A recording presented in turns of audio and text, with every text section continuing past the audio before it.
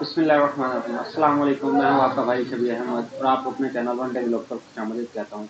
आज का हमारा व्लॉग है दीन के मुतालिक के दीन क्या है। तो आइए कारी साहब से पूछते हैं कि दीन क्या है। जी कारी साहब। बिस्मिल्लाहिर्रहमानिर्रहीम वस्सलातु वस्सलामु अला सय्यिदिल अंबिया वल मुरसलीन।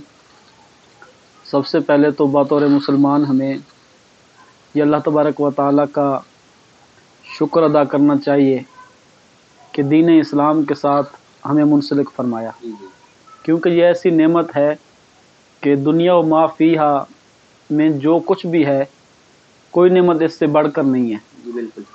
और जब बंदा इस्लाम के दामन से वाबस्ता हो जाता है और कलिमा पढ़कर अपने आप को इस्लाम के दामन से रिलेटेड कर देता है, फिर कई चीज़ें हैं जो मुसलमान पर सीखना लाजिम हो जाती हैं। उनमें से बुनियादी बातें एक इंसान पर यह है कि पहले हमें बातौर मुसलमान पता होना चाहिए कि जिस मज़हब के साथ हमारा ताल्लुक़ है, जिस इस्लाम का नाम लेकर अल्हम्दुलिल्लाह हम फ़ख्र करते हैं, वो दीन और इस्लाम है क्या।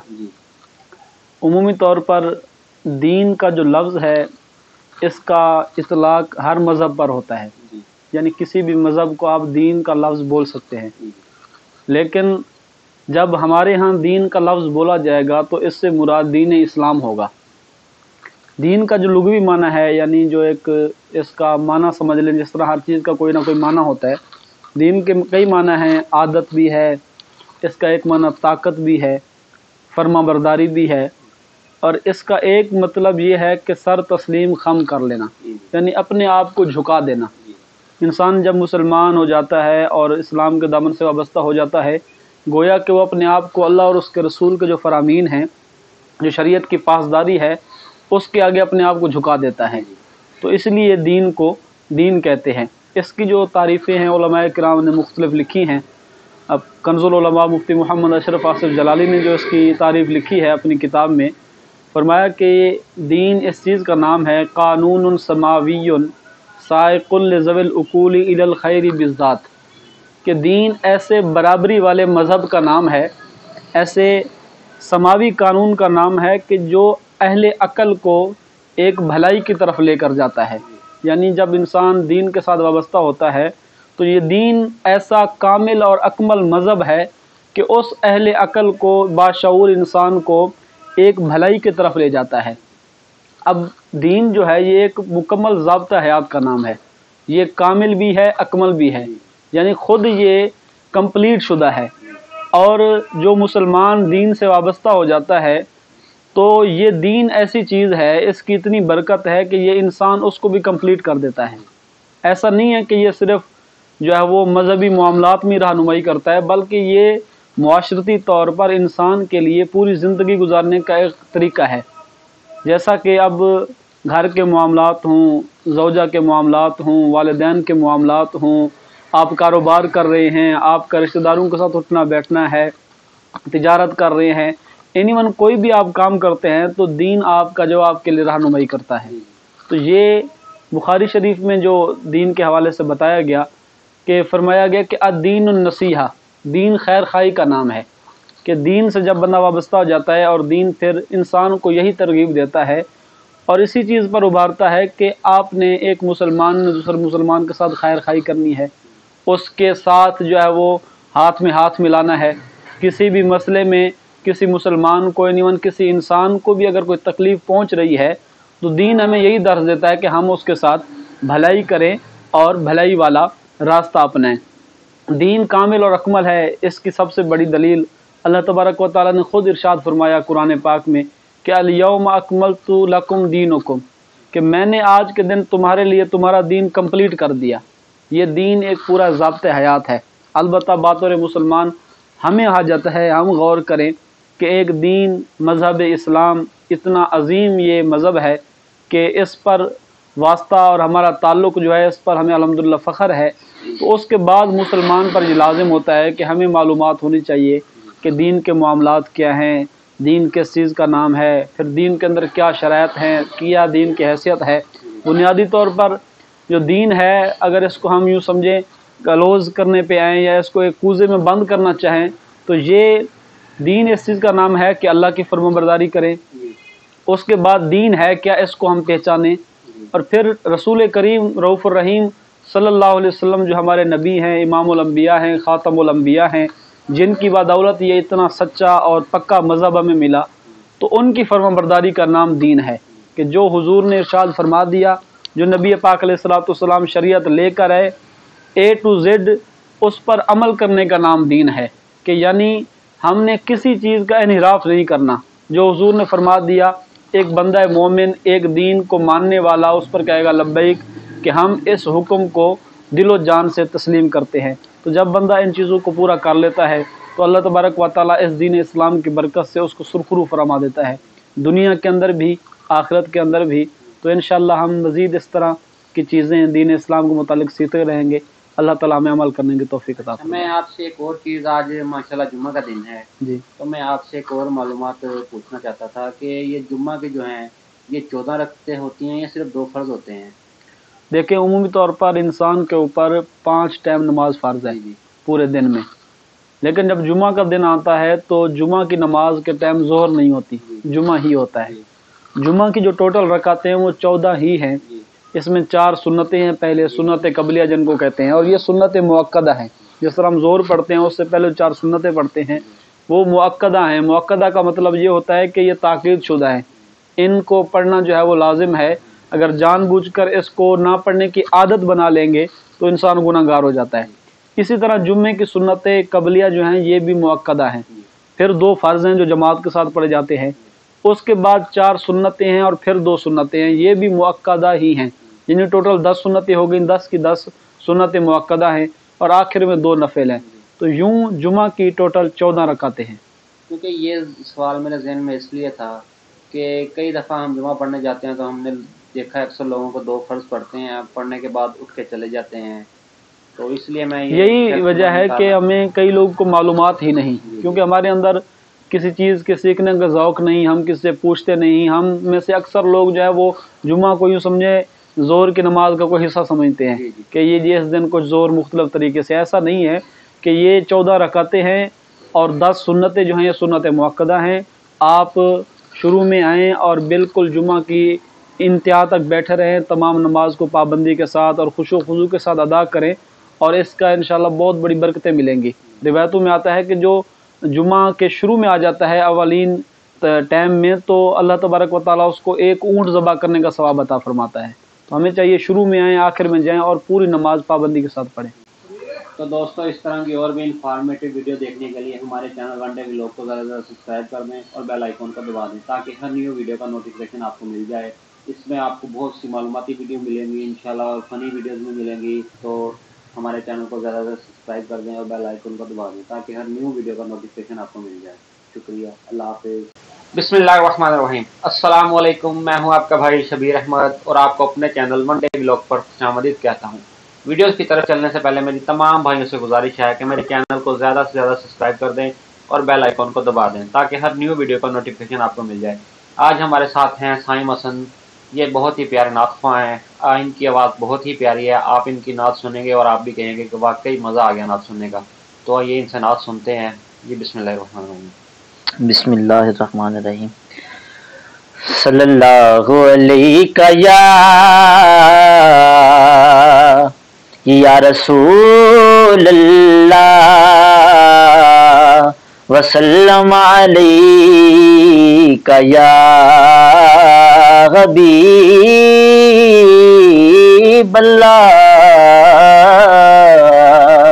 पढ़िए सल्लल्लाहु अलैका या रसूल अल्लाह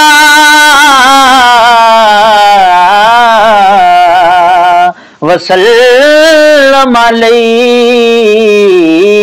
या हबीब अल्लाह।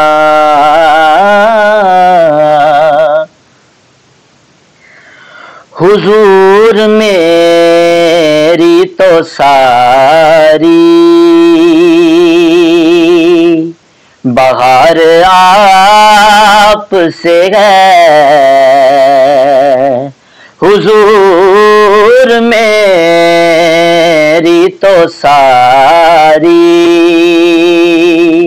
बहार आपसे है, मैं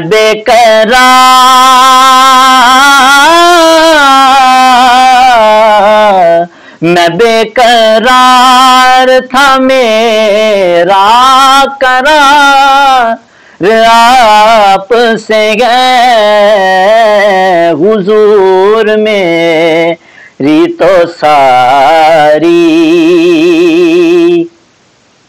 कहाँ वो ऐज़े मदीना, कहाँ मेरी हस्ती, कहाँ वो ऐज़े, कहाँ वो ऐज़े मदीना, कहाँ मेरी हस्ती, हुजूर मेरी तो सारी। बहार आपसे है, हुजूर मेरी तो सारी। और मैं ये कहूँगा, कहाँ वो अर्ज़ मदीना, कहाँ मेरी हस्ती, कहाँ वो अर्ज़ मदीना। अज याद मदीना आउंदा है, रज रज के मैनू रोण दिओ, इत्थे फुल्लां दे गार परोंदे ने, उथे खंजुआं दे गार परोण दिओ।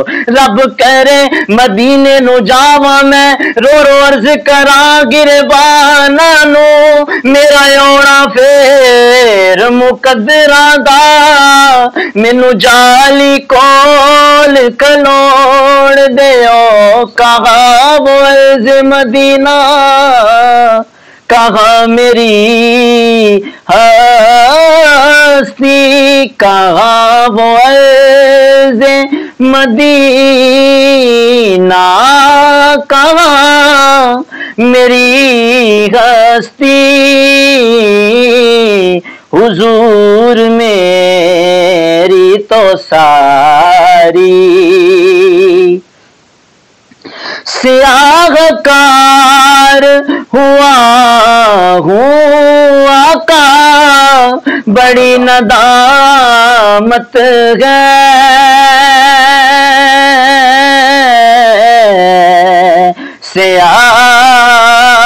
सियाहकार हुआ हूँ आका, बड़ी नदामत है, कसम खुदा की ये मेरा वकार आपसे है, कसम खुदा की ये मेरा वकार आपसे है, मैं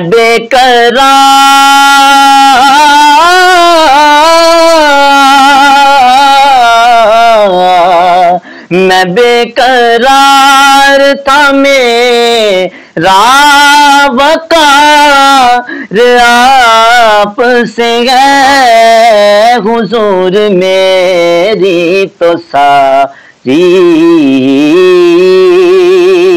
बहार आपसे है।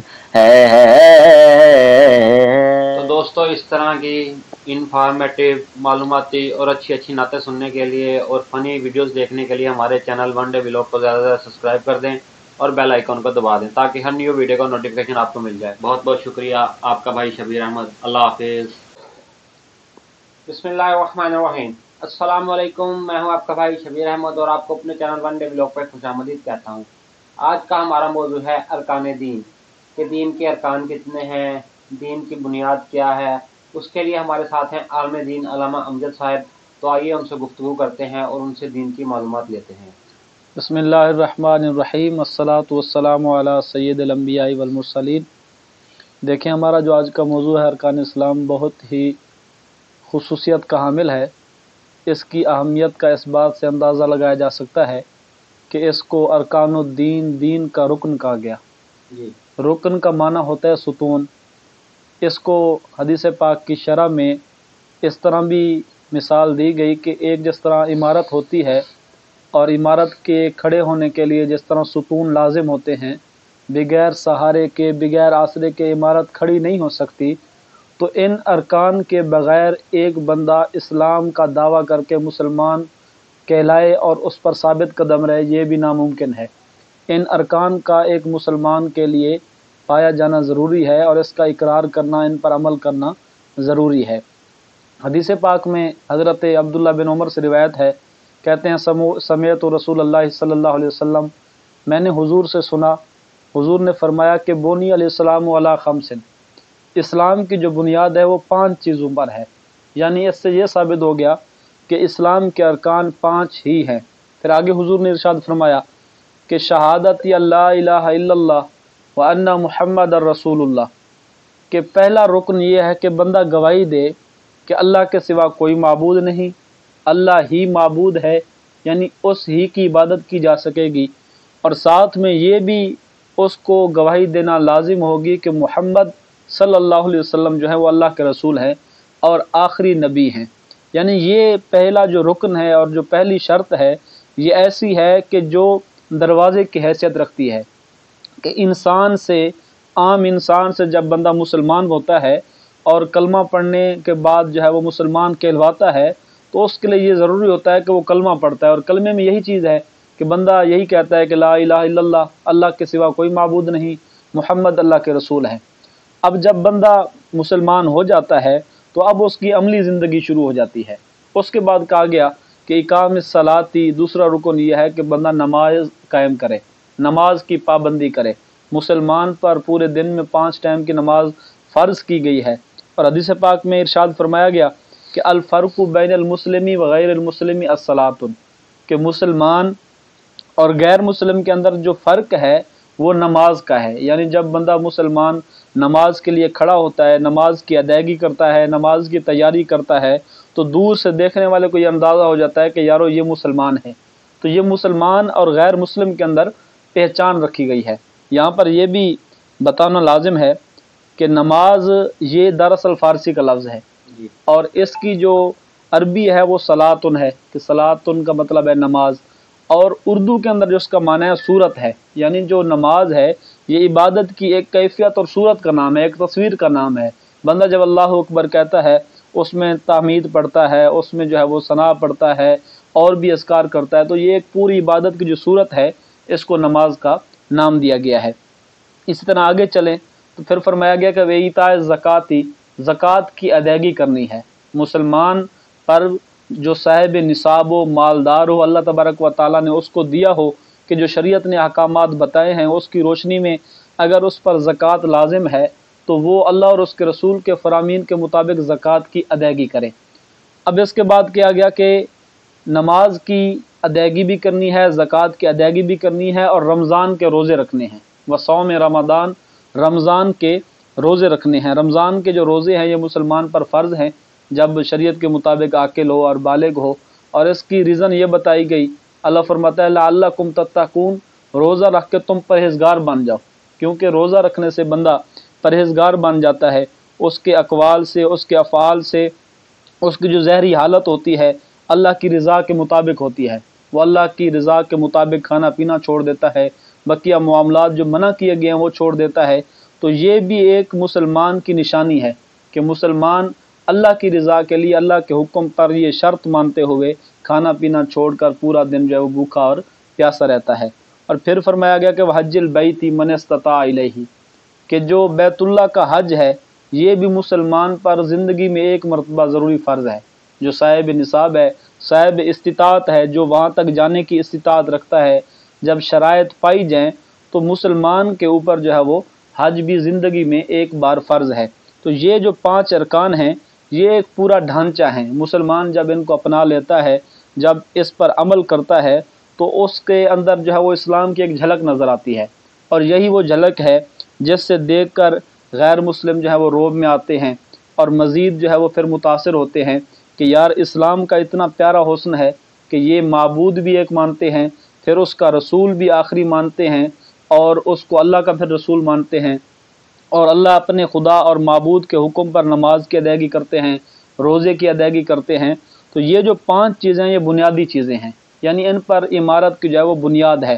हाँ, अलबत्ता ये नहीं है कि ये 5 चीज़ें ही इस्लाम है, इनके अलावा कोई अमाल या कोई और अफ़ाल हैं जो नेकी के वो नहीं हैं। तो बुनियादी चीज़ें ये हैं, बकिया जो चीज़ें हैं हम ज़िंदगी में अमल करते हैं, सदका व खैरात करते हैं, मुस्तहब्बात काम करते हैं, हुस्न अखलाक है, और भी इस तरह के जो मामलात हैं जिनका ताल्लुक़ नेकी के साथ है, इंसानियत के साथ है, हमदर्दी के साथ है, वो तमाम के तमाम इनके ताबे हैं। अब रोज़े को हम देख लें, जब बंदा रोज़ा रखता है तो भूखा रहता है, प्यासा रहता है, तो उसको एहसास होता है कि यार मैं अगर अल्लाह की रज़ा के मुताबिक भूखा प्यासा हूँ, तो जो एक गरीब बंदा मालियत ना होने की बिना पर, रिज़्क़ रोज़ी ना होने की बिना पर सारा दिन भूखा प्यासा रहता है, उसके बच्चे भूखे प्यासे रहते हैं, तो रोज़ादार को एक एहसास होता है। तो ये जो बुनियादी चीज़ें हैं, इनके ज़रिए बंदा इस्लाम में मुस्तहकम होता है, मजबूत होता है, और इस्लाम पर कायम रहने के लिए और इस पर इस्तिकामत के लिए इन चीज़ों का अमली जामा एक ज़रूरी है। इसके बगैर जो है वो इंसान बगैर कंप्लीट है। और अगर कोई बंदा इन 5 अरकान में से किसी एक रुकन का इनकार कर दे, यानी कोई बंदा यूँ कह दे कि रोज़ा फ़र्ज़ है ही नहीं, तो उलमा फरमाते हैं वो काफिर हो जाता है। कोई ये कह दे कि जी नमाज फ़र्ज़ है ही नहीं, तो वो काफिर हो जाता है। मुसलमान ही नहीं रहता कि उसने इस्लाम की बुनियादी चीज़ का इनकार कर दिया है, वो तस्लीम ही नहीं कर रहा, क्योंकि इसका मतलब ये है कि हमने दिल से इस चीज़ का इकरार का तस्लीम करना है और ज़बान से इसका इकरार करना है, दोनों चीज़ों में मुताबिकत होनी चाहिए। तो ये जो चीज़ें हैं, इसके लिए हमें ज़रूरी है कि हम इसका इकरार और तस्दीक भी करें और इन पर अमल भी करें। और अगर कोई बंदा है, मुसलमान है, लेकिन ये इन पर अमल नहीं करता, नमाज नहीं पढ़ता, हम उसको काफिर नहीं कहेंगे, रोज़ा नहीं रखता, काफिर नहीं कहेंगे।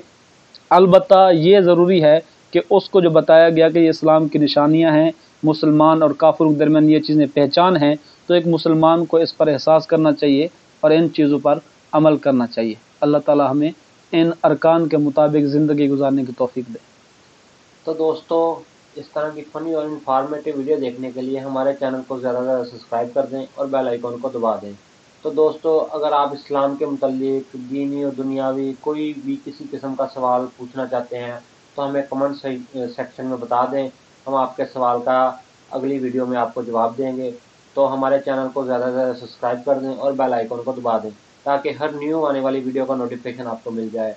तो अब मैं आपसे इजाज़त चाहता हूँ, आपका भाई शबीर अहमद। अल्लाह हाफिज़। बिस्मिल्लाहिर्रहमानिर्रहीम। अस्सलाम वालेकुम। मैं हूं आपका भाई शबीर अहमद और आपको अपने चैनल मंडे व्लॉग पे खुशामदीद करता हूं। दोस्तों, आज का हमारा मौजू बहुत ही अहमियत का हामिल है। यह है तहारत। इस्लाम में पाकीज़गी की क्या अहमियत है, इसमें गुस्ल भी आ जाता है, वजू भी आ जाता है। उसके लिए हमारे साथ हैं इलामा अमजद साहब। तो आइए इनसे बात करते हैं और इसके बारे में जानते हैं। जी बिस्मिल्लाहिर्रहमानिर्रहीम। वस्सलातु वस्सलामु अला सय्यिदिल अंबिया वल मुरसलीन, अम्मा बाद। देखिए, हमारा आज का जो मौजू तहारत है, यह बहुत ही अहमियत का हामिल है। दरअसल तहारत का जो माना है वो है पाकीज़गी। अब पाकीज़गी ये बातनी तौर पर भी होती है, जिस्मानी तौर पर भी होती है। बुनियादी तौर पर जब इंसान कलिमा पढ़कर इस्लाम के दामन में आ जाता है, तो असल जो गलाजत कुफ्र की होती है, उसके अंदर गंदगी होती है, बातनी तौर पर वो कलमा पढ़ते ही बंदा पाक हो जाता है, वो साफ और सुथरा हो जाता है। उसको एक इस्लाम की खुशबू और इस्लाम की पाकीज़गी हासिल हो जाती है।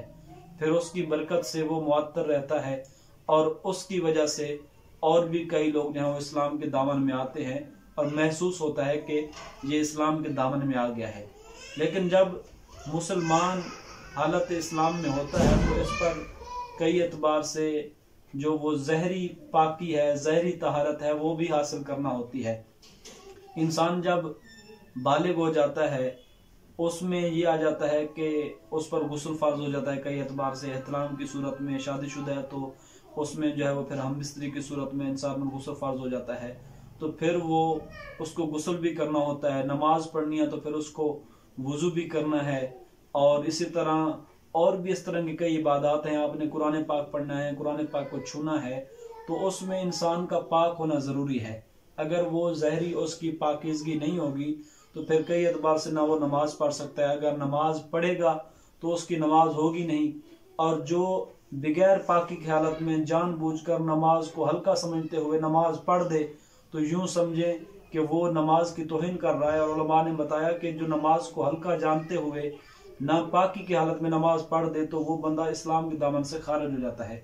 और फिर कुरान पाक को हमने हाथ लगाना है, उसकी तिलावत करनी है। उसके बारे में तो खुद कुरान पाक कहता है कि ला यमस्सुहु इल्लल मुताहरून, कि कुरान पाक को वही बंदा छुए जो पाक हो। यानी कि इसकी इतनी अहमियत है कि हम मुसलमान हैं, लेकिन जब तक हमारी ज़हरी तहारत नहीं, हम कुरान को हाथ नहीं लगा सकते, हम नमाज के करीब नहीं जा सकते। तो इसलिए तहारत का बहुत बड़ा किरदार है इसमें। तो जनाब गुस्ल करने का तरीका क्या है, कि गुस्ल किस तरीके से किया जाए? देखिए, इंसान पर जब गुस्ल फर्ज होता है किसी भी सूरत में, तो गुस्ल के बुनियादी तौर पर शरीयत इस्लामिया ने 3 फर्ज रखे हैं। यानी 3 फर्ज ऐसे हैं कि अगर बंदा उनके मुताबिक गुस्ल कर ले तो बंदा पाक हो जाता है। अगर वो उन 3 फर्ज जो शरीयत ने बताए हैं उसके मुताबिक गुस्ल ना करे, अपने तौर पर जिस तरह इंसान जो है वो जिनको मालूमात नहीं होती वो पूरी नहर में छलांगे लगाता रहे, समंदर में गोते लगा ले, तो पाक नहीं होता। पाक उसी सूरत में होगा कि जो शरीयत मुताहरा ने गुस्ल का तरीका रखा है। गुस्ल के 3 फर्ज हैं। पहला जो फर्ज है वो है कुली करना, और दूसरा फर्ज है नाक में पानी चढ़ाना, तीसरा फर्ज है कि जहरी तमाम बदन पर पानी बहाना, यानी सर के बाल से लेकर पांव के नाखून तक जो है वो पानी बह जाए।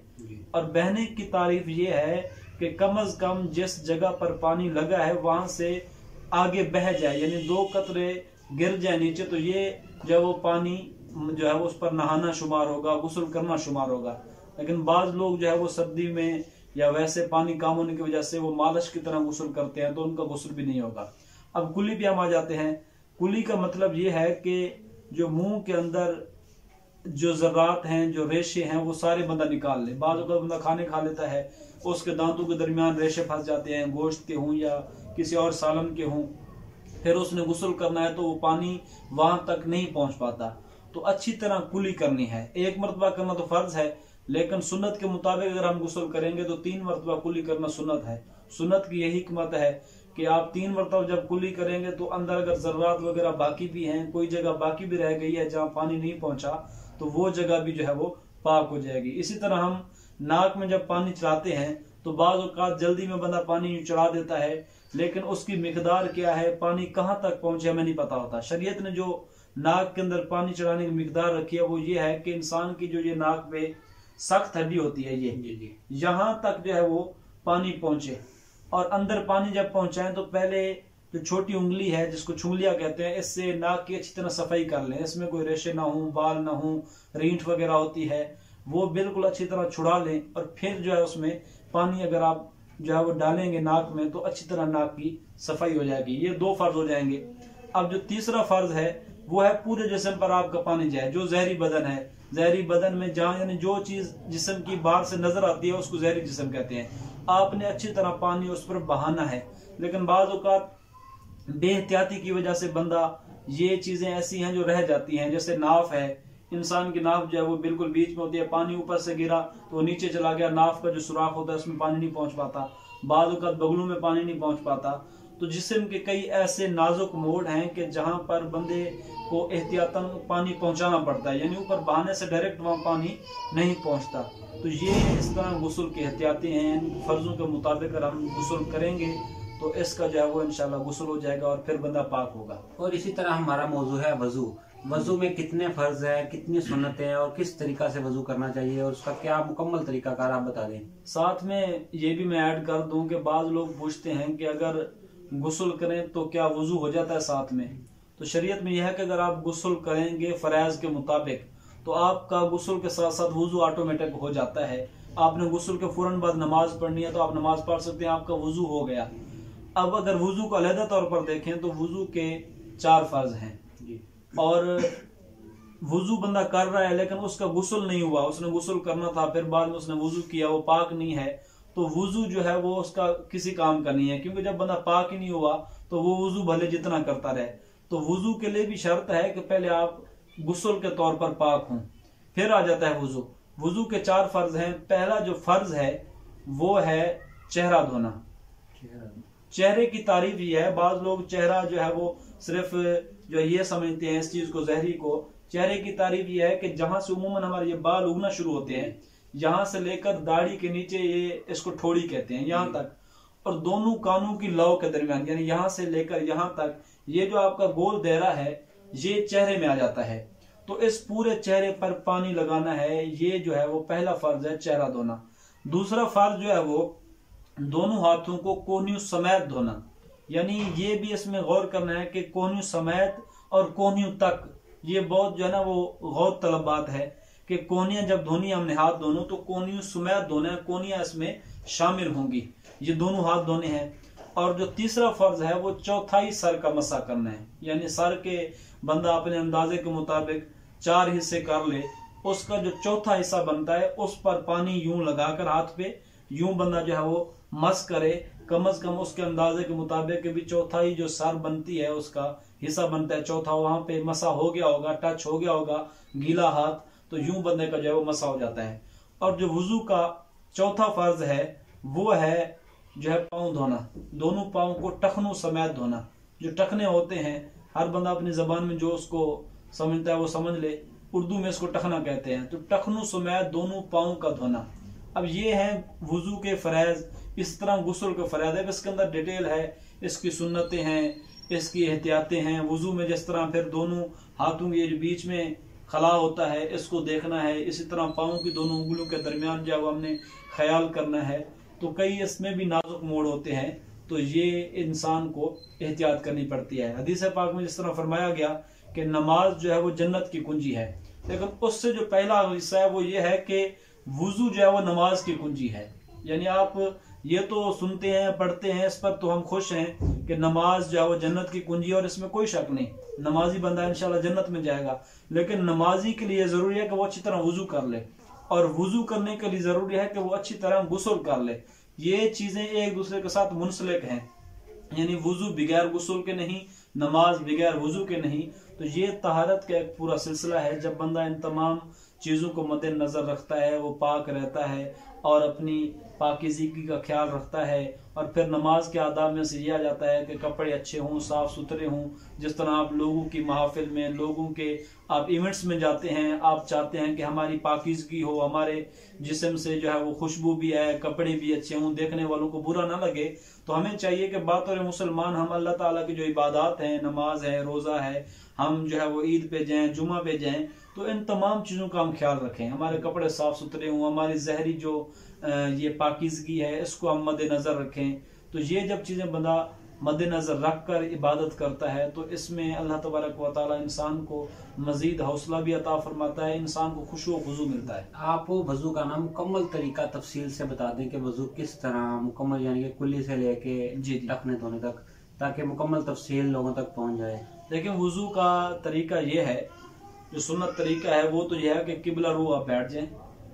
आप स्टार्ट यूं करें कि पहले दोनों हाथ धोएं, दोनों हाथ पहुंचों तक धोएं, इसको कहते हैं पहुंचे, यानी दोनों हाथ आप 3 बार धोएं।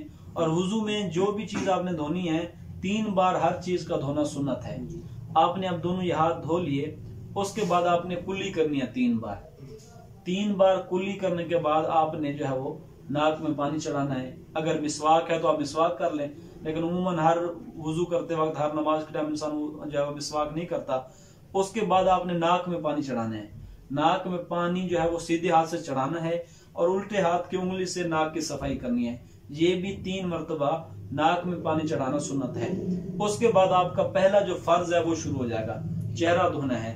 अब 1 मरतबा चेहरा धोना फर्ज है, लेकिन 3 बार यानी मुख्तलिफ पानी से आपने जो वो 3 बार चेहरा धोना है, ये इसका सुन्नत तरीका है। अब चेहरा धो लिया, उसके बाद आप 3 बार जो है वो कोनी धोएं, मतलब सीधा हाथ जो है वो कोनी सुमेत धोएं। 1 मरतबा धो लिया यहाँ तक, उसके बाद दोबारा पानी भर के यहाँ तक धो लिया अच्छी तरह। इसी तरह तीसरी बार इसको धोएं, और इसी तरह फिर उल्टा जो हाथ है ये कोनी सुमेत 3 बार धोना सुन्नत है। उसके बाद आपने पानी लिया, अब आपने मसा करना है। मसे का जो सुन्नत तरीका वो ये है कि आपने सीधे हाथ में पानी लिया, वो आप जो है वो पानी यूं लेके यूं गिराएं उल्टे हाथ पे, यूं पानी आपका आ जाएगा। अब आप 3 उंगलियां यूं इकट्ठी कर लें, ये आपकी 3 उंगलियां इकट्ठी हो जाएंगी। अब आप जो है वो इस तरह ले जाएं पीछे, यहाँ से शुरू करें, जहाँ से उन्होंने बंदा कंघी देता है, यहाँ से आप शुरू करें और यहाँ तक पीछे तक जाएं। यहाँ गए, अब आपने जो है वो ये जो जगह है दोनों हाथों की, इसके जरिए आपने फिर यूं वापस आना है। यहाँ तक वापस आ गए, अब आपने जाते हुए ये उंगलियां लगाई, वापसी पे जो है ये दोनों हाथों का जो ये पंजा है ये लगाया। अब आपने क्या करना है, यूं करके यूं किया। अब जो शहादत की उंगली है इसको आपने जो है वो इसमें डालना है, ठीक है। इसमें डाल के अब इस अंगूठे के साथ जो है आपने पीछे से ये खलाल करना है कानों की बैक साइड पे। अब जो ये छोटी उंगलियां हैं इसके अंदर जो है वो सुराखों के अंदर आपने जो है वो इसकी सफाई कर लेनी है, सुराखों मार देना है और शहादत की उंगली आपने यहाँ पे घुमा देनी है। अब आपके दोनों हाथों की बैक साइड बच गई, तो इसके बारे में कहा गया कि आप इससे जो वो गर्दन है, बैक साइड है, इसका मसा कर लें। यूं आपने मसा कर लिया, उसके बाद यूं मसा कर लिया। तो ये सुन्नत तरीका है मसे का कि मुकम्मल हाथ आपका इस्तेमाल हो जाए। अगर जल्दी में है आपने यूं पानी लिया और चौथाई सर का किया, आपका मसा हो जाएगा, लेकिन सुन्नत तरीका यह है कि अच्छी तरह आप इस तरह मसा करें। इसी तरह फिर पाँव पे आ जाते हैं।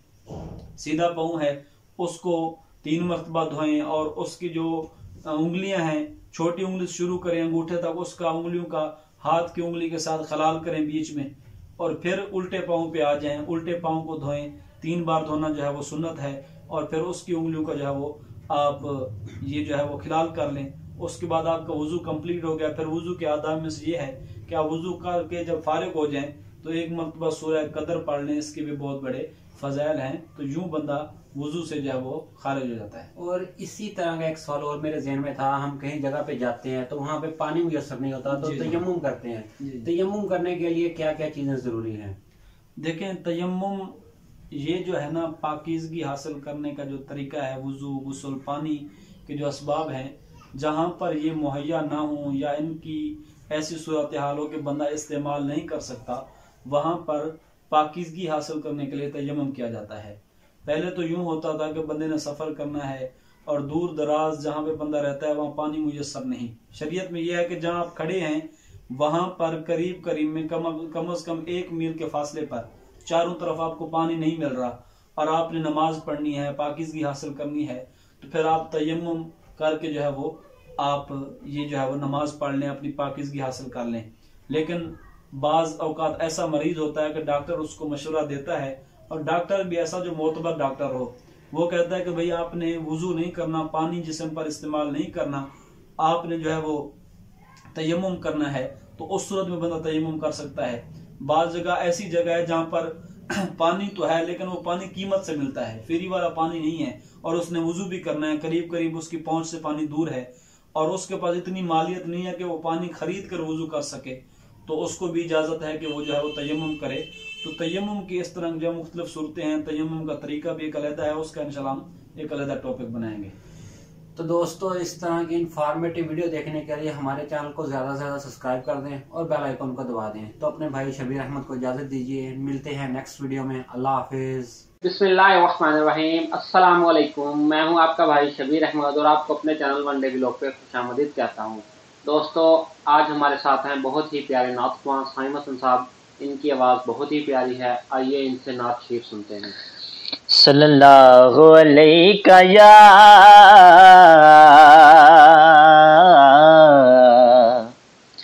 या रसूल अल्लाह वसल्लम अलैका या हबीब अल्लाह। पढ़िए सल्लल्लाहु अलैका या रसूल अल्लाह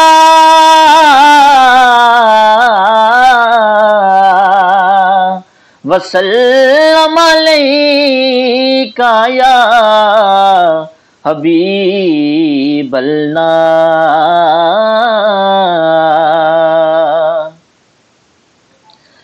जशन सोहणे दे मनाए ते कमी रहंदी नहीं। जशन सोहणे दे मनाए ते कमी रहंदी नहीं। जशन सोहणे दे मनाए ते कमी रहिंदी नहीं।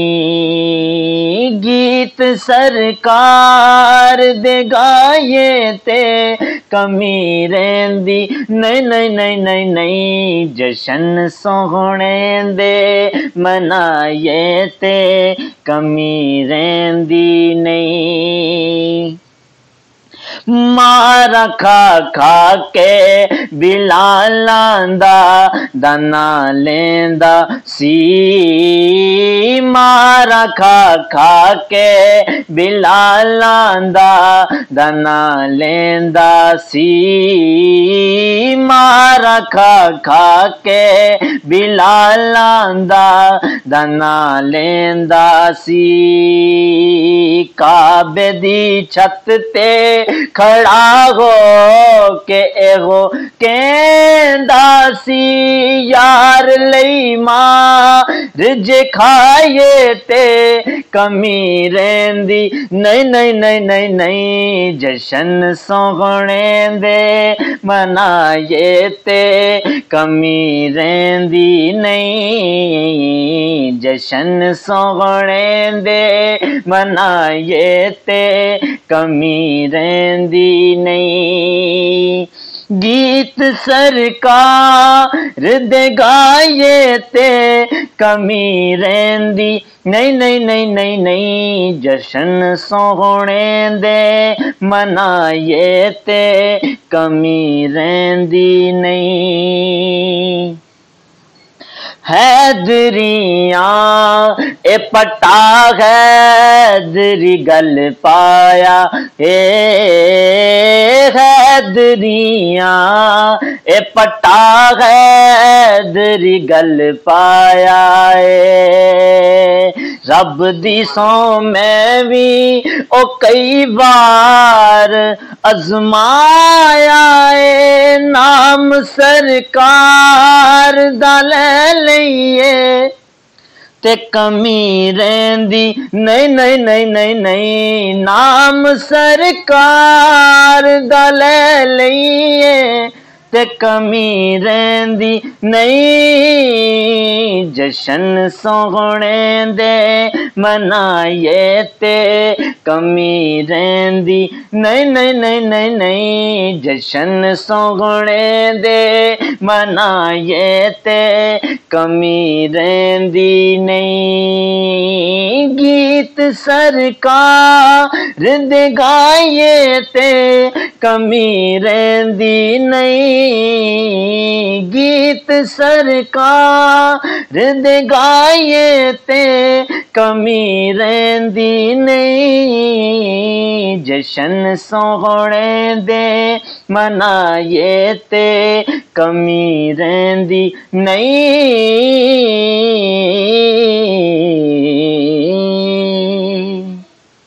तो दोस्तों, इस तरह की अच्छी अच्छी वीडियोस देखने के लिए हमारे चैनल वनडे व्लॉग को ज़्यादा से ज़्यादा सब्सक्राइब कर दें और बेल आइकॉन को दबा दें ताकि हर न्यू वीडियो का नोटिफिकेशन आपको मिल जाए। दोस्तों, हमें आपकी सपोर्ट की बहुत ज़रूरत है। आप हमें सपोर्ट करें। आपका बहुत शुक्रिया। आप अपने भाई को इजाज़त दीजिए। अल्लाह हाफिज़। बिस्मिल्लाहिर्रहमानिर्रहीम। अस्सलाम वालेकुम। मैं हूं आपका भाई शबीर अहमद और आपको अपने चैनल वनडे व्लॉग पे खुशामदीद कहता हूं। दोस्तों, आज हम आपको लेके आए हैं ईंटों के भट्टे पे। आप देख रहे होंगे हमारे पीछे भी ईंटें पड़ी हुई हैं। तो हम आपको लोगों से मिलवाते हैं और उनसे बातें करते हैं कि ईंटें किस तरह तैयार होती हैं, भट्टे के अंदर किस तरह जाती हैं, ईंटों को किस मिट्टी से तैयार करते हैं। दोस्तों, ये उन्होंने ईंटें तैयार कर करके रखी हुई हैं।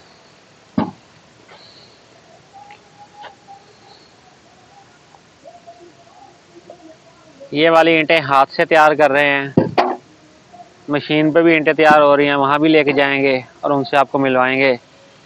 ये भाई बैठे हुए हैं जो ईंटें तैयार कर रहे हैं और गारा बनाया हुआ उन्होंने, और इनसे पूछेंगे कि ईंटों वाला गारा किस तरह तैयार होता है, कौन सी मिट्टी है, और इसके बाद फिर हम आपको लेके जाएंगे भट्टे के अंदर ईंटें किस तरह डाली जाती हैं, किस तरह रखी जाती हैं, भट्टे को किस तरह चलाया जाता है।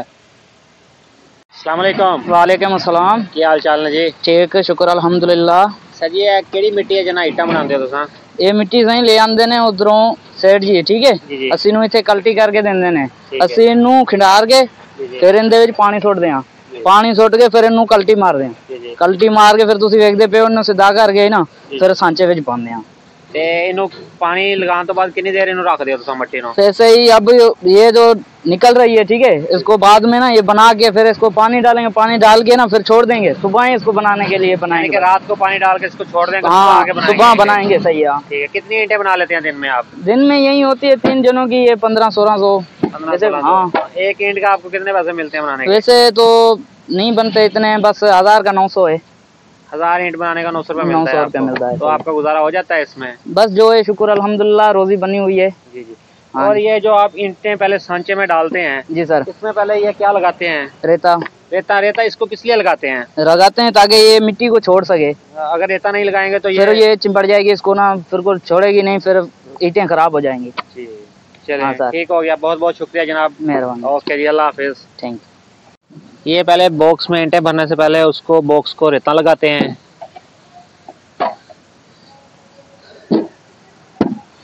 रेता लगाने के बाद यहाँ पे बॉक्स को कल्टी किया जाता है और फिर ये ईंटें बनाने का प्रोसीजर शुरू हो जाता है। हाथ से मट्टी भरते हैं,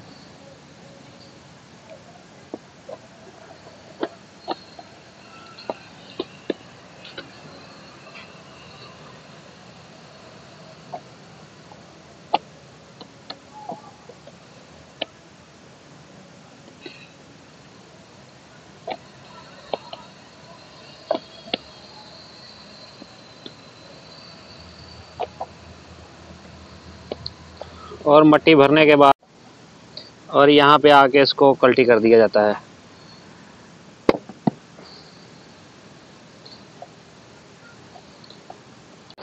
दोस्तों ये वाला वो हिस्सा है जहाँ मशीन के ज़रिए ईंटें तैयार होती हैं। ये ट्रैक्टर को पुल्ली के ज़रिए मशीन के साथ जोड़ा गया है और यहाँ पे इन्होंने मट्टी का गारा बनाया हुआ है और ये वाला जो ट्रैक्टर है ये मशीन में मट्टी डाल रहा है और वो भाई ऊपर जो खड़े हैं वो इसकी सेटिंग कर रहे हैं, मट्टी को आगे धकेल रहे हैं ईंटें बनाने के लिए।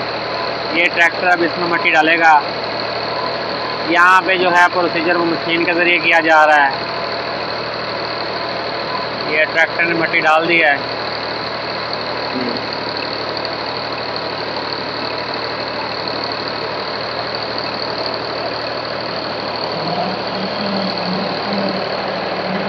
और वो पहिया घूम रहा है, उसमें जा रही है मट्टी और ईंटें मन के नीचे से आ रही हैं और वो दोस्त उठा के इनको उस जगह पे रख रहे हैं। वो जो सामने आपको ब्लैक नज़र आ रहा है वो ईंटें पड़ी हुई हैं और वो भी इन्होंने ईंटें तैयार करके रखी हुई हैं, वो भी आपको दिखाते हैं। दोस्तों ये पहिया घूम रहा है और उस साइड से जो आपको दिखाया है वो मट्टी इस पहिए में भरते हैं और भरने के बाद ये यहाँ से ईंटें बन के नीचे निकल रही हैं। दोस्तों ये मशीन पे काम चल रहा था कि इसकी तार टूट गई है। अब ये वाले जो भाई बैठे हुए हैं ये उसे रिपेयर कर रहे हैं। दोस्तों ये वो ईंटें जो मशीन के ज़रिए तैयार कर रहे हैं, ठीक है, और वहाँ पे उन्होंने बना के 2 जगह पे तरपाल दे के बंद कर दी है। उनका कोई प्रोसीजर होगा। ये ईंटें मशीन के ज़रिए तैयार हो रही हैं और वो कहते हैं कि जो हाथ से तैयार होती हैं ये ईंटें उनसे अच्छी हैं, तो फिर उनसे ही बात करेंगे, उनसे जानेंगे। ये लेके आ रहे हैं, मशीन दोबारा चालू हो गई है और ईंटें बनने का अमल दोबारा शुरू हो गया है। वो भाई जा रहे हैं, ईंटें वहाँ पे रखेंगे और फिर वापसी आगे दोबारा ईंटें लेने के लिए चले जाएंगे। तो आइए बाकी आपको प्रोसीजर दिखाते हैं कि ईंटें किस तरह तैयार हो रही हैं मशीन के ज़रिए। दोस्तों ये ट्रैक्टर वाले भाई यहाँ से मट्टी उठा के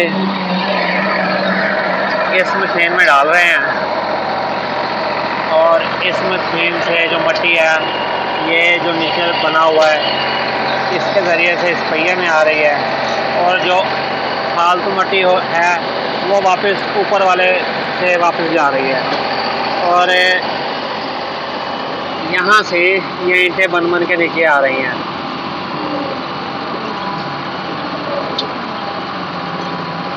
यहाँ से ईंटें बनने के बाद यहाँ से निकल रही हैं और जो ख़राब ईंटें हैं वो ये यहीं पे फेंकते जा रहे हैं। अभी सही ईंट कोई भी नहीं आ रही।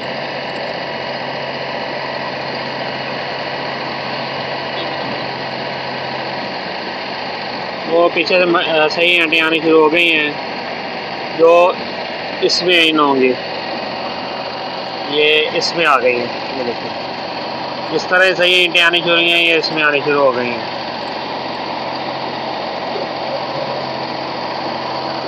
तो दोस्तों आइए इनसे बात करते हैं, उनसे जानते हैं कि जो हाथ से तैयार हो रही हैं वो कौन सी ईंटें और जो ये तैयार कर रहे हैं ये कौन सी हैं और क्या तरीक़ाकार है, उनसे किस तरह ज़्यादा अच्छी हैं। ठीक है, ये बाकी बातें इनसे करते हैं और इनसे जानते हैं। अस्सलाम वालेकुम। वालेकुम अस्सलाम। क्या हाल चाल है जनाब? ठीक, अल्लाह का शुक्र। सर जी, दो जगह तो ईटा तैयार हो रही हैं, एक जगह तो मशीन ना तैयार हो रही है, दूसरी जगह से देख के हाथ ना तैयार हो रही हैं। ऐस ईटा उस ईटा की फर्क है जी? सर इस ये फर्क है कि वो 2.5 किलो दिए, हाँ जी, ये 3.5 किलो दिए। ठीक है, जिथे वो 10,000 लगनी है 8,000 लगनी। ये कितना फर्क पैंदा है कि 10,000 या 8,000? वो रेत वाली है, अच्छा ਉਹਦੇ ਵਿੱਚ ਸੀਮੈਂਟ ਜ਼ਿਆਦਾ ਲੱਗਦੀ ਹੈ। ठीक हो गया। ਇਹਦੇ ਵਿੱਚ ਘੱਟ ਲੱਗਦੀ ਹੈ, ਇਹਦੇ ਵਿੱਚ ਰੇਤ ਨਹੀਂ। ਇਹ ਮਿੱਟੀ ਦੀ ਬਣ ਰਹੀ ਹੈ, ਪਿਓਰ ਮਿੱਟੀ ਦੀ ਬਣ ਰਹੀ ਹੈ। ਪਿਓਰ ਮਿੱਟੀ ਤੇ ਡੀਜ਼ਲ। ਤੇ ਕੀ ਕਹਿੰਦੇ ਆ ਬਿਲ ਸਭ ਤੋਂ ਅੱਛੀ ਟੇ ਹੈਗੀ? ਸਭ ਤੋਂ ਅੱਛੀ ਹੈ, ਬਿਲਕੁਲ ਸਭ ਤੋਂ ਅੱਛੀ ਟੇ ਹੈਗੀ। ਦੋਵਾਂ ਸਾਈਡ ਤੋਂ ਸਫਾਈ ਹੁੰਦੀ ਹੈ ਇਹਦੀ, ਦੋਨੋਂ ਸਾਈਡ ਤੋਂ ਸਫਾਈ ਹੁੰਦੀ ਹੈ, ਬਿਲਕੁਲ। ਤੇ ਤੁਹਾਨੂੰ ਕਿੰਨੀਆਂ ਇੱਟਾਂ ਦੇ ਉੱਤੇ ਇਹਦਾ ਕੀ ਹਿਸਾਬ ਕਿਤਾਬ ਆ, ਕਿੰਨੇ ਪੈਸੇ ਮਿਲਦੇ ਆ? ਇਹ ਸਾਨੂੰ 1000 ਦਾ ਮਿਲਦਾ 450 ਰੁਪਏ। 1000 ਇੱਟਾਂ ਦਾ 450 ਰੁਪਏ ਬਿਲਕੁਲ ਠੀਕ। ਹੋਰ ਤੁਹਾਡਾ ਗੁਜ਼ਾਰਾ ਹੋ ਜਾਂਦਾ ਹੈਗਾ? ਹੋ ਜਾਂਦਾ, ਅੱਲਾ ਦਾ ਸ਼ੁਕਰ। और सब्जी और ठीक, अल्लाह का ठीक हो गया जी, ओके, अल्लाह हाफिज। दोस्तों ये वो ईंटें हैं जो मशीन के ज़रिए तैयार हो रही हैं। वो जो पहला प्रोसीजर दिखाया था वहाँ पे ईंटें सूखने के लिए रख दी जाती हैं और जब ये सूख जाती हैं तो यहाँ पे रख जाती हैं और इसके बाद ये भट्टे में ले जाई जाती हैं। तो आगे का प्रोसीजर हम दिखाते हैं कि भट्टे में ईंटें किस रास्ते से दाखिल होती हैं और किस तरह भट्टे में किस किस जगह पे रखी जाती हैं, उनको रखने का क्या तरीका है और कौन लोग इनको रखते हैं। तो दोस्तों ये हम आ चुके हैं भट्टे पे। यहाँ पे ये जो दरवाज़ा बना हुआ है ये ईंटों का दरवाज़ा उन्होंने बनाया है, यानी कि ये जगह खाली होती है, ईंटें रख रख के ये भर देते हैं। तो खाली जगह भी आपको दिखाते हैं, ये चलते हैं।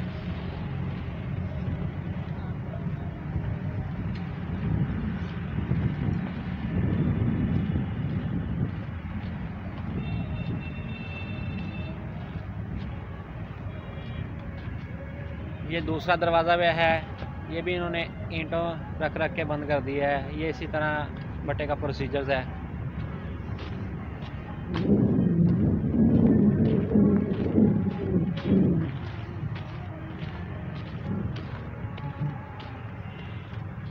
और ये वाला तीसरा दरवाज़ा है, अभी यहाँ पे ईंटें नहीं आई तो अंदर से चल के आपको दिखाते हैं। ये अंदर ईंटें लगी हुई हैं, इस तरह यहाँ पे सारा ईंटों से भर जाएगा ये कमरा भी, ये सब ईंटों से भर जाएगा। और इनको पकने का तरीकाकार ये है कि ये जो है, ये जो आपको ये नालियाँ नज़र आ रही हैं, ये ऊपर से कोयले डालते हैं, इन नालियों में आते हैं और यहाँ से आग लगती है और ये पकना शुरू कर देते हैं। और ये बाहर का एरिया जो है इधर भी कोयले पड़े होते हैं। आगे आपको दिखाते हैं कि पकने के बाद ईंटें कहाँ जाती हैं और किस तरह आती हैं।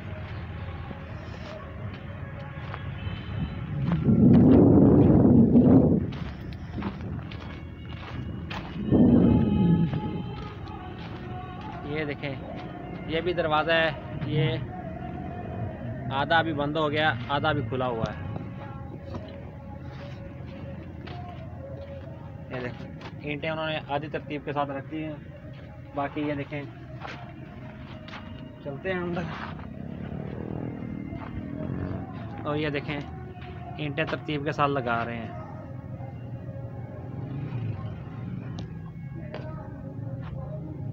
ये वाला अभी सारा एरिया ईंटों से भरेंगे।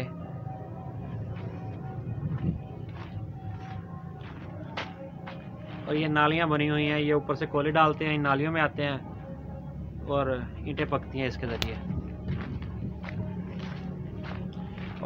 और आगे अब हम चलते हैं जहाँ पे ईंटें पक्की हुई हैं, यानी कि ये अभी कच्ची पीछे से डलती आती हैं और आगे से जो पक्की होती हैं वो निकाल के सील करते रहते हैं। ये ईंटें जो आप पीछे देख रहे हैं ये पक चुकी हैं। इधर से अब वो इस साइड से वो ईंटें निकालते आ रहे हैं और पीछे से कच्ची लगाते आ रहे हैं और इस साइड से ये जो पक्की हुई ईंटें हैं ये उठाते आ रहे हैं।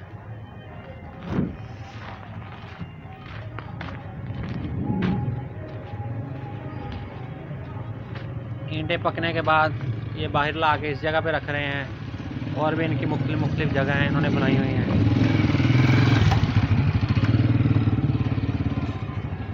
ये इस जगह पे रखी हुई हैं इन्होंने ईंटें सारी पकी हुई, और वो जो आप देख रहे हैं वो सब ईंटें पकी हुई रखी हुई हैं इन्होंने। भट्टे के ऊपर चलते हैं और दिखाते हैं कहाँ से कोयले डाले जाते हैं उनमें।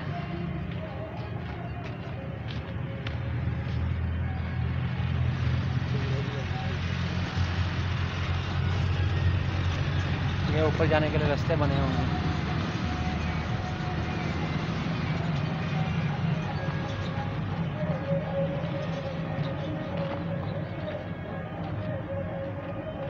ये सारी ये पक्की हुई ईंटों का स्टॉक पड़ा हुआ है। ये देखिए, ये सारा अभी सेक निकल रहा है इनमें से।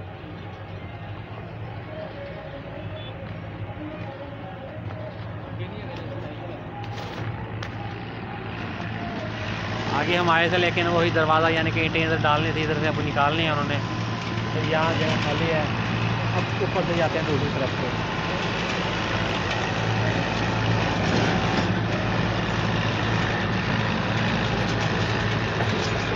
तो ये अब ऊपर आने का दूसरा रास्ता है, यहाँ से हम ऊपर आ रहे हैं।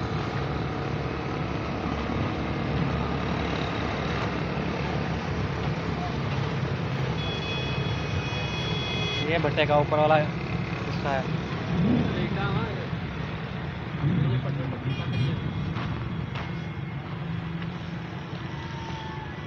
यहाँ पे जहाँ हम खड़े हैं इसके नीचे ईंटें हैं, यहाँ पे नीचे ईंटें पकती हैं। तो यहाँ पे उन्होंने नालियाँ बनाई हुई हैं, वहाँ से ईंट उठाते हैं और नीचे कोयले डाल देते हैं और ये पकती रहती हैं।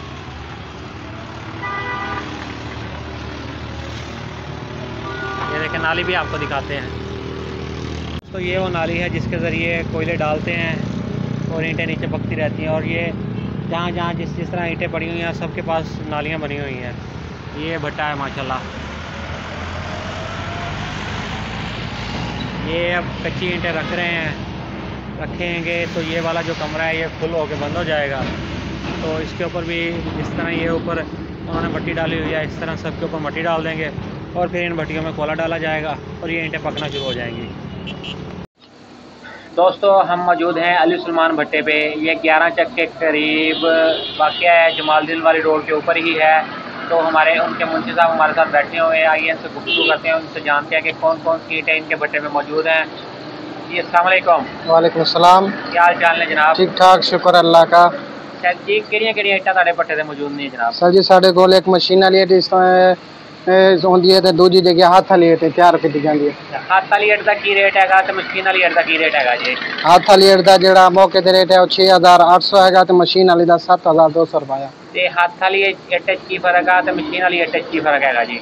हाथ वाली जगी हैगी ओदी क्वालिटी थोड़ी कम होंदी है, मशीन वाली क्वालिटी थोड़ी ज्यादा होंदी है, वो मजबूत ज्यादा होंदी हैगी, मशीन ओदी शाइनिंग ज्यादा होंदी हैगी जी जी।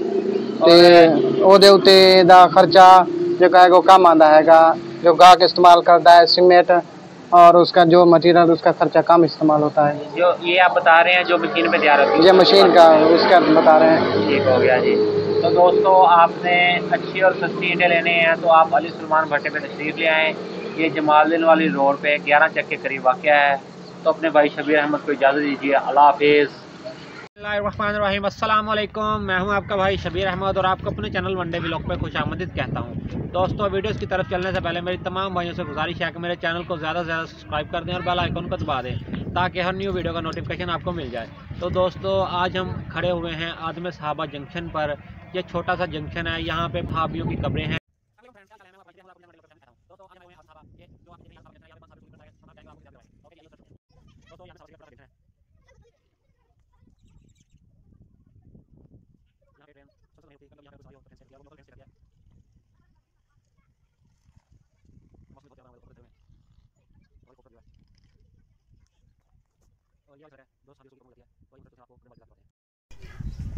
दोस्तों, ये आदम साहबा का छोटा सा स्टेशन है।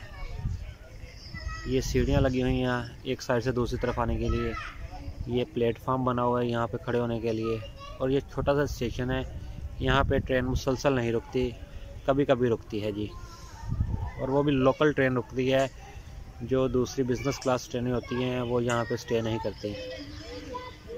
ये छोटा सा जंक्शन है।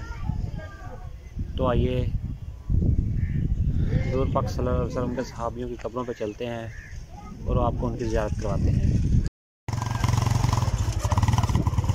दोस्तों, हम जा रहे हैं हुज़ूर पाक सल्लल्लाहु अलैहि वसल्लम के सहाबियों की कब्रों पर।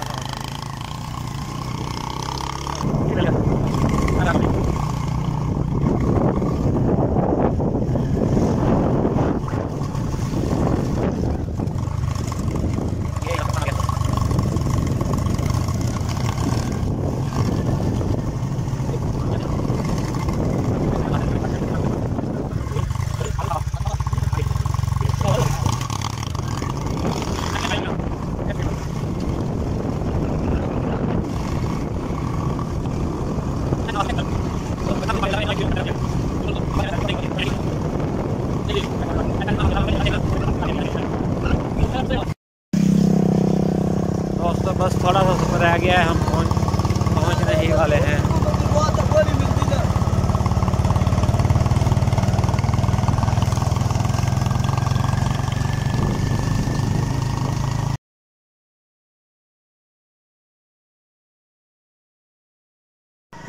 तो दोस्तों ये हम जो पहले साहब रसूल है सैयदना हज़रत आदम साहब, उनके दरबार में हम पहुंच चुके हैं।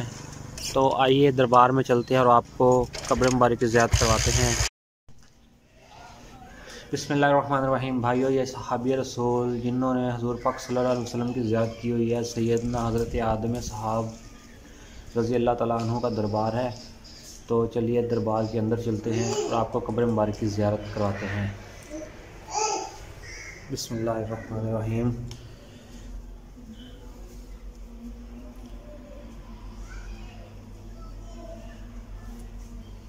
अल्लाह पाक का करोड़ों शुक्र है कि जिन्होंने हमें यहाँ आने की शहादत नसीब की है। ये सहाबी रसूल हज़रत आदम साहब रज़ी अल्लाह तआला अन्हु की कब्र मुबारक है। और यहाँ पे और भी सहाबा इकराम की कब्र मुबारक हैं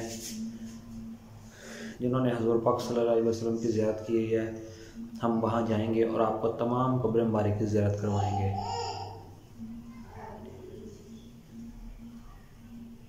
बहुत ही सुकून दिल को मिलता है यहाँ पे आके।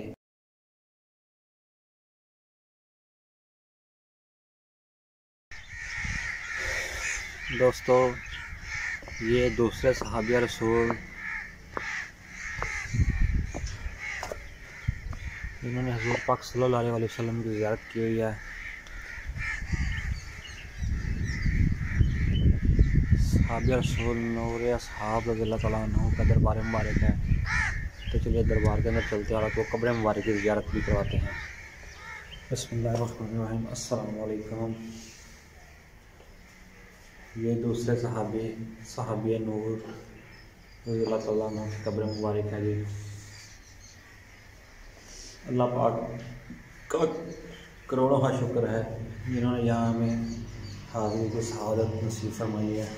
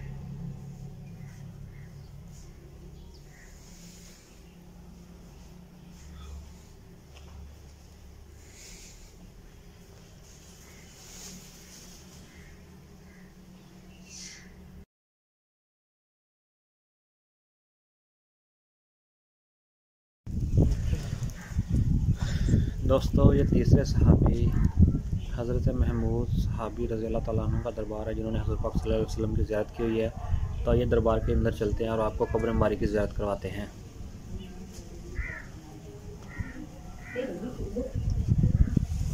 बिस्मिल्लाहिर्रहमानिर्रहीम। दोस्तों ये तीसरे सहाबी हज़रत महमूद रज़ी अल्लाह तआला अन्हु का दरबार है जिन्होंने हज़रत पाक सल्लल्लाहु अलैहि वसल्लम की ज़ियारत की हुई है।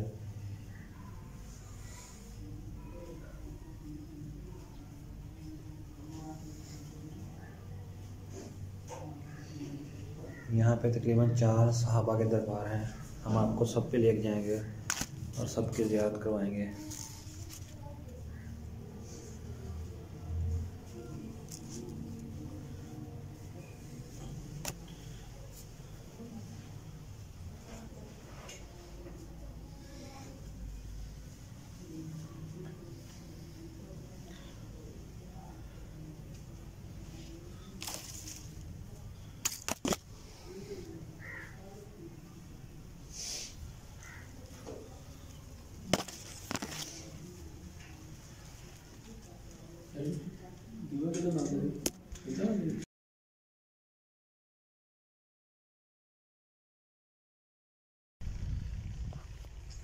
दोस्तों ये दरबार चौथे साहब रसूल रत्ता रज़ी अल्लाह तआला अन्हु का दरबार है। असल नाम लोगों से पूछा है, वो कह रहे हमें नहीं पता, हमने इनका नाम रत्ता पीर ही सुना है इसलिए। तो आइए दरबार के अंदर चलते हैं और आपको कब्र मुबारक की ज़ियारत कराते हैं।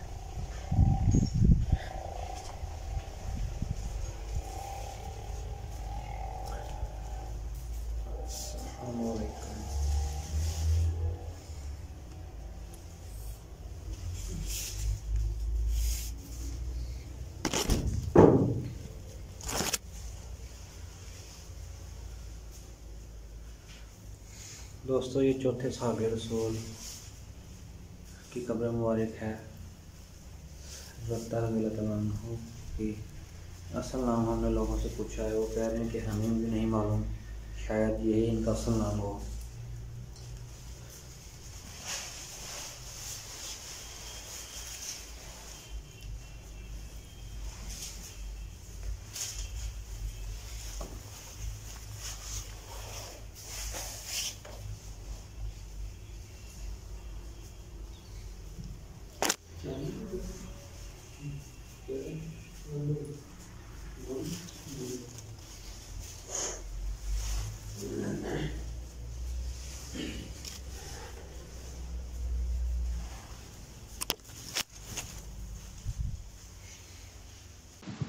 दोस्तों ये टोटल 7 सहाबी रज़ी अल्लाह तआला अन्हु के दरबार हैं, जिनमें से 4 पर हमें हाज़िरी नसीब हुई है, 4 पर हम आए हैं और आपको कब्र मुबारक की ज़ियारत भी करवाई है। बाकी 3 दरबार रह गए हैं जो यहाँ पे नहीं हैं, वो किसी और जगह पे हैं। तो न्यू आने वाली वीडियोज़ में हम आपको उन दरबार का भी दिखाएँगे और कब्र मुबारक की ज़ियारत भी करवाएँगे। तो इसी के साथ अपने भाई शबीर अहमद को इजाज़त दीजिए। अल्लाह हाफिज़।